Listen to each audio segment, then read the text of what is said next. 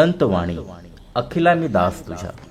इस पंक्ति में संत नामदेव ने भगवान विट्ठल की याचना की है और उन पर अपने ऊपर कृपा बरसाने की प्रबल इच्छा व्यक्त की है। जिस तरह एक माँ अपने बच्चों को बिना शर्त प्यार करती है, इसी तरह हे भगवान आप भी हम पर कृपा बरसाते रहिए।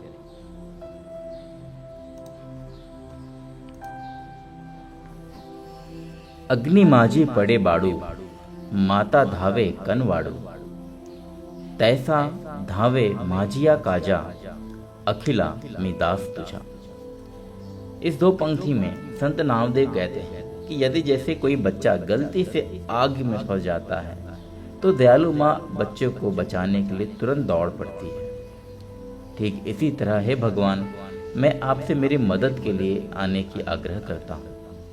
मैं आपका परम भक्त हूँ और मैं आपके चरणों में समर्पित हूँ।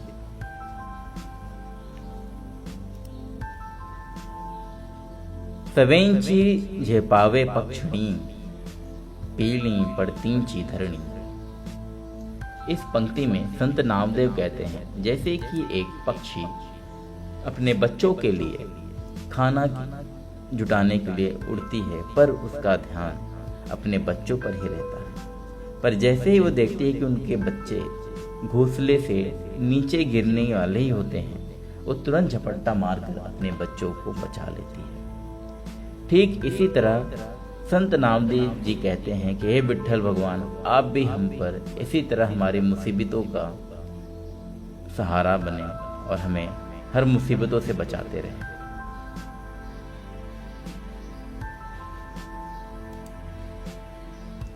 बुकेले वस्त्रावे धेनु मृत आवे। इस पंक्ति में संत नामदेव कहते हैं जैसे कि एक बछड़ा भूखा होता है तो गाय माँ अपने बछड़े को खिलाने के लिए दौड़ पड़ती है।